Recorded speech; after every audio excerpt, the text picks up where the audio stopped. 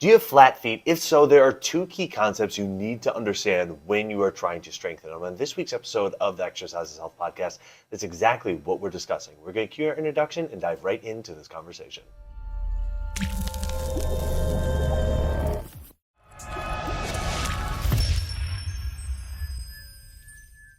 Hey, welcome back, everybody, to the Exercise is Health podcast, brought to you by Muscle Activation Schaumburg. We are your hosts, Charlie and Julie. And today we are discussing flat feet, okay? Flat feet are something that a lot of people experience, and they are often a scapegoat for a lot of other things that people experience, but they don't have to be. In fact, they can get stronger. But there's a couple things you need to understand if you are trying to strengthen your flat feet. But before we get into all that, we want to let you know that if what we discussed today resonates with you, if it's something that you would like to explore more, our specialty here at Muscle Activation Schaumburg is helping people do that, helping people strengthen their muscles, getting their muscles working the way they're supposed to work so their joints, their bones, their structure can be supported, move freely, and they can feel great, all right? And that's exactly what we help people do with muscle activation techniques. So if you are interested in experiencing muscle activation techniques for yourself, all you have to do to see our availability and get on our schedule is go to www.matschaumburg.com. On our website, there's a big green button that you can click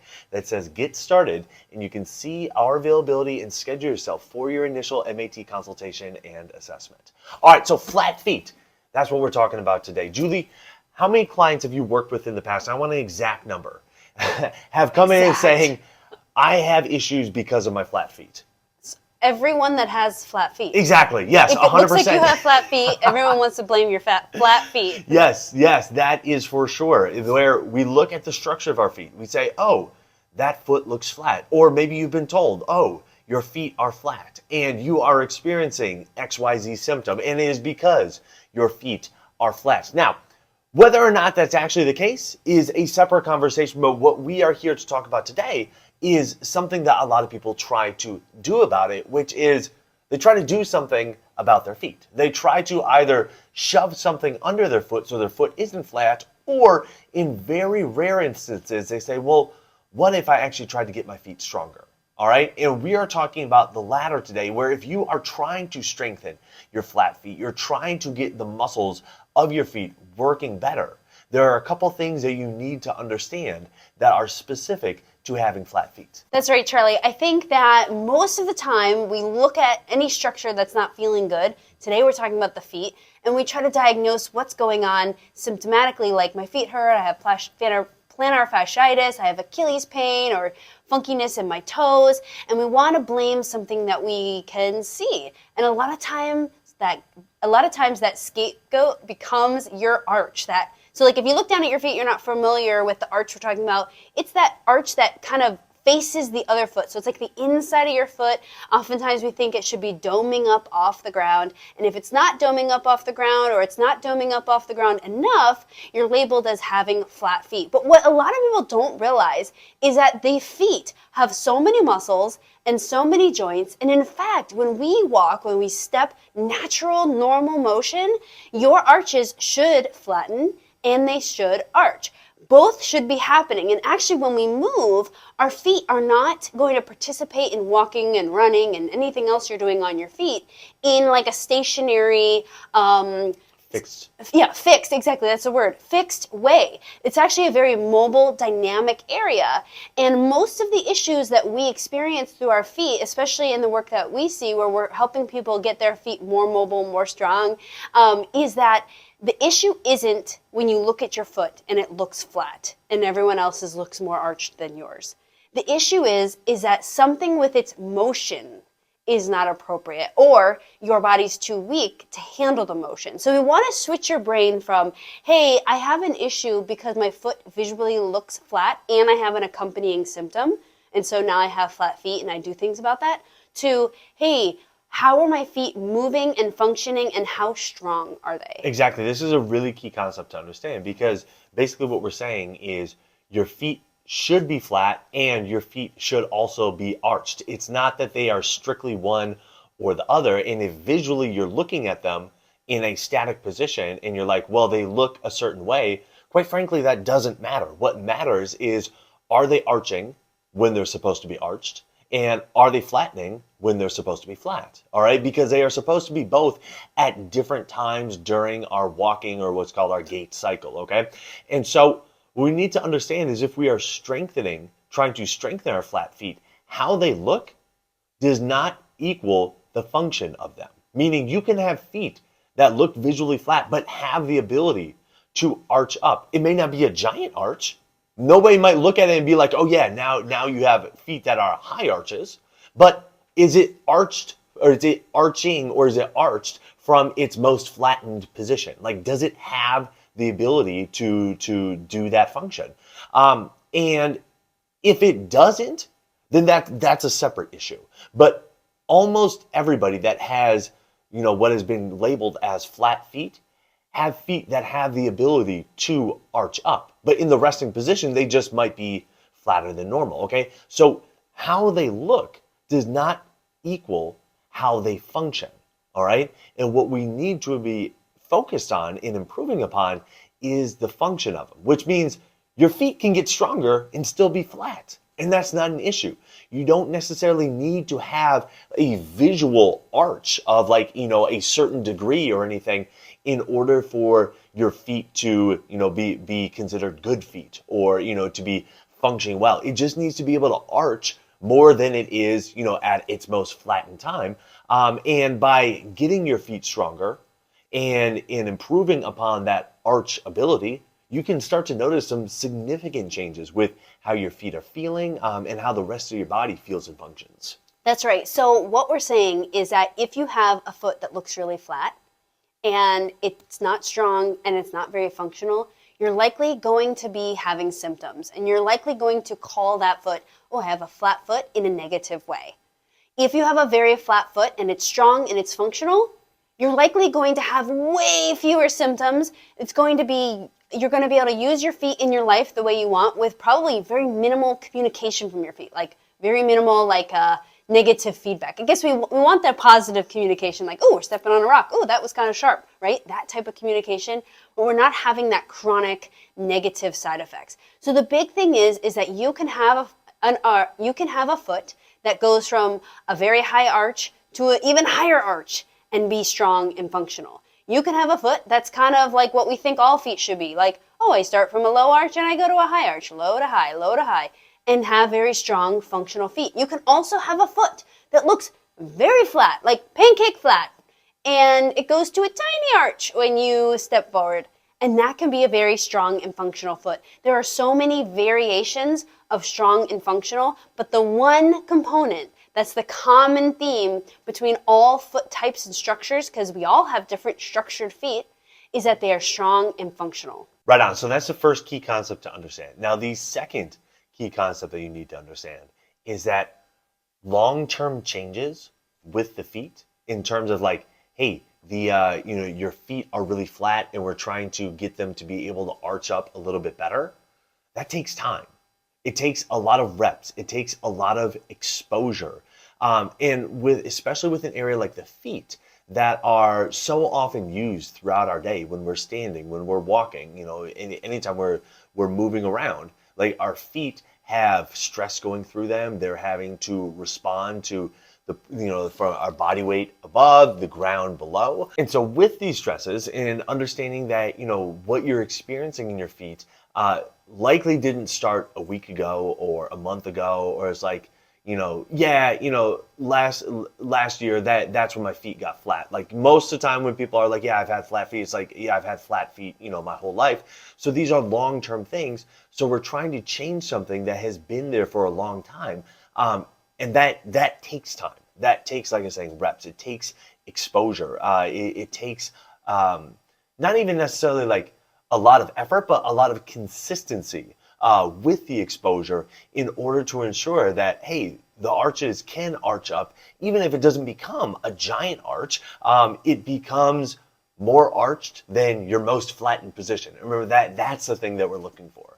That's right. Because really, when you think about the foot, it is a series of joints with muscles that control that area. And it's just like any other area of your body where you're thinking about strengthening or conditioning it or working on its endurance. You wouldn't expect to go to the gym one time and like do bicep curls and like now I have bicep muscles for life, right? You would think, okay, I need the repetition. I need regular exposure. And is it going to be perfect? No. Some days I'm going to go to the gym and the biceps are really tired. So I didn't move from 10 to 12 and 12 to 15 and 15 to 20. I went from 10 to 12 and then 12 back to 8 and then 8 back to 10 and then back to 12. But it's trending in the right direction. So what we want to encourage you to do when you're thinking about improving the strength and function of your feet is to think about how can I get my feet to trend in the right direction? Because most people's feet are trending in the wrong direction with not using them enough, not practicing the function, and this is leading their muscles to become more and more deconditioned and less strong.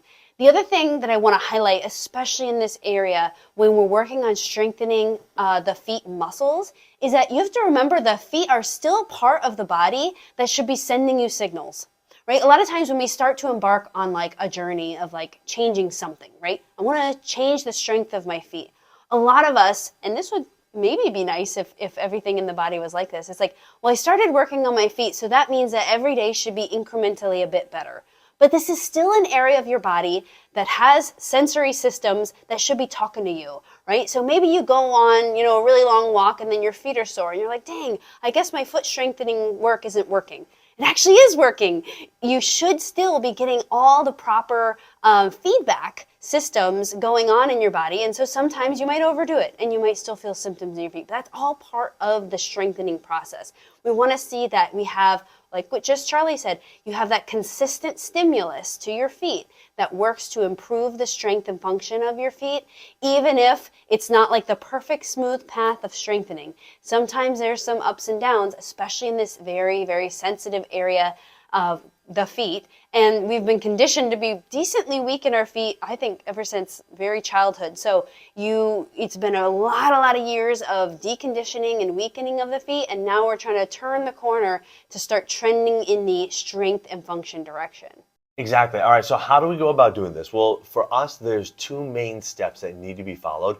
We're really talking about strengthening the feet. And regardless of whether your feet are flat or whether they have higher arches, these steps are still the same. Because first, we need to get you to become aware of the different muscles of the feet and have all the different muscles of the feet accessible to you. So often, because of shoes, because of not using the different, muscle of our feet, the different aspects of our feet, like our toes and stuff, in different ways, we literally forget how to use our feet. And so first and foremost, before we try strengthening them, with traditional exercises, we need to make sure that the muscles are functioning well, and that we have an awareness of our feet. And the way that we do that is through muscle activation techniques.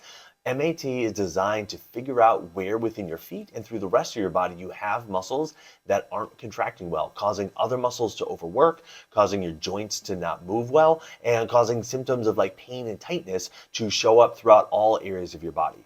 And the feet are one of the most impactful areas to have worked on with muscle activation techniques, in part because of how unaware so many of us are of all the different aspects of the feet, of all the different muscles of the feet, all the different joints of the feet, all the way that our feet can move. I mean, I feel like the primary objective of most people when it comes to their feet is to lock them in a place where they're not going to move. These stiff supportive shoes, thick orthotics. We are trying to decrease the sensory input into their feet with thick soles, and we do it with the badge of honor of, we want supported feet. We want feet that, feel like we're walking on clouds and everything like that. And that's all fine and well, but understand your muscles are the things that are supposed to support your feet. Your muscles are the things that are supposed to have it feel like you're walking on clouds, not your shoe wear, not your insoles or anything like that. It's your muscles' job to have you do that. And so if you feel like it's not that way for you, we need to first and foremost turn to your muscles. And the first step with that is with muscle activation techniques. That's right. Actually, I was using this analogy this weekend when I was working with some clients. And if you're here on YouTube, I'm going to use my hand. But over time, when muscles get weaker and weaker, you see my hand, things are going to slowly get tighter and tighter. When there's weakness, your body tightens up to protect against that weakness because we don't want to get more and more injuries, right? So over time, your muscles of your feet are going to start tightening and tightening because of the weakness going on there. And so a lot of times after you get treated with MAT, you get your work done, people will stand up and be like, oh my gosh, I'm so much more grounded. I don't know how to explain it, but my feet are like using the ground or spread out on the ground more. And so this is a really common response because as muscles get stronger, the strength and function of your feet increase, you're going to notice that your foot can actually relax more, use the ground more, and go through the motions that a foot should be going through with each step better than when you had all the weak muscles. So definitely if you are struggling with getting your feet getting going in the right direction, get on the table and get some MAT because these little muscles of the feet are so small but powerful, and they've oftentimes been neglected for so long that it's really hard to get them going on your own. And so getting rid of that muscle inhibition, getting muscles kind of turned in and checked in, this will really set you in the right direction in terms of getting your feet functioning better.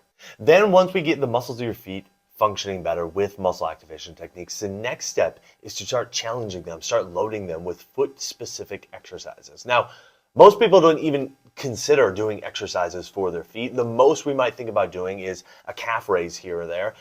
Maybe you've been to physical therapy for your feet, and so you're used to trying to squeeze a towel with your toes, or maybe pick up some marbles or something like that. But that's about it for most people. If we use those two groups of exercises, calf raises and some kind of toe squeeze, that's probably 99% of what anybody in the world does in terms of strengthening their feet. But there are so many options in terms of foot-specific exercises that can be done in order to really specifically strengthen all the different muscles of your feet, which is especially important once they get functioning better with muscle activation techniques. Charlie, you're totally right. So developing a exercise list or program that you can do specifically for your feet that's a bit more in depth and that will help strengthen more and more motions of the feet is really helpful. So again, a lot of times we do see people doing calf raises. That obviously works on your ankles and your feet. We see some toe crunching. A lot of times in physical therapy we'll have people say, oh, we were trying to grab a towel and crunch it up with the toes. That's great, but we also want to think about we can be doing some foot lifting, working the front side of your shin. You can also be practicing your arch doming exercises. So that would be a great one. And then flaring out the edges of your feet. If you're here on YouTube, I'm doing hand-foot exercises. So you can work on practicing flaring out the edges of your feet. You can also do, obviously, the toe curling. We already talked about that, but toe lifting you can practice.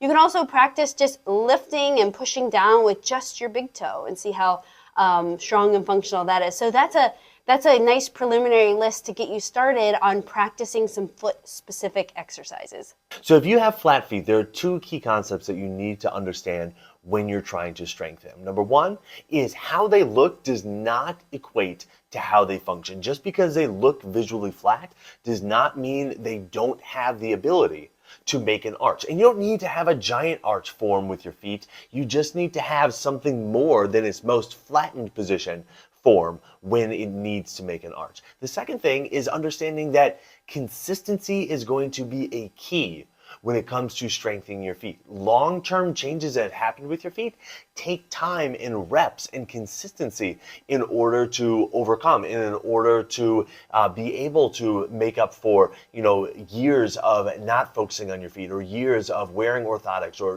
really supportive shoes or anything like that, right? So there's going to be a lot of work and from a consistency standpoint that needs to take place for your feet. But the good news is that it's worth it. It's 100% worth it to have feet that are strong, have feet that are functioning well. And the way we go about doing that with all of our clients is number one, start with muscle activation techniques, get all the muscles of the feet strong and functioning well. And then number two, progress into foot-specific exercises to really build upon the capacity of all those individual foot muscles. So if you're hearing this and are interested in trying out muscle activation techniques for yourself, for your feet, or for any of the other muscles of your body, that is our specialty here at Muscle Activation Schaumburg.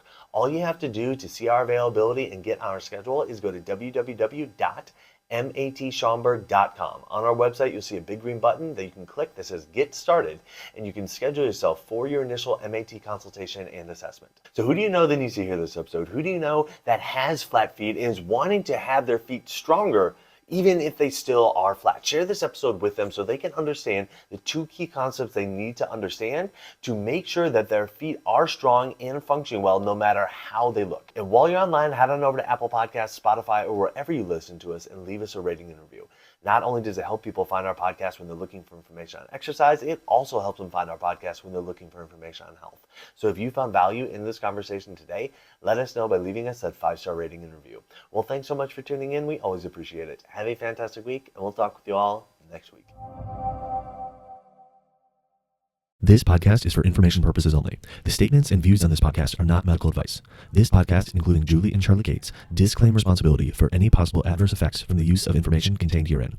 Opinions of guests are their own, and this podcast does not endorse or accept responsibility for statements made by guests. This podcast does not make any representations or warranties about guest qualifications or credibility. This podcast may contain paid endorsements or advertisements for products or services. Individuals on this podcast may have a direct or indirect financial interest in products or services referred to herein. If you think you have a medical issue, consult a licensed physician.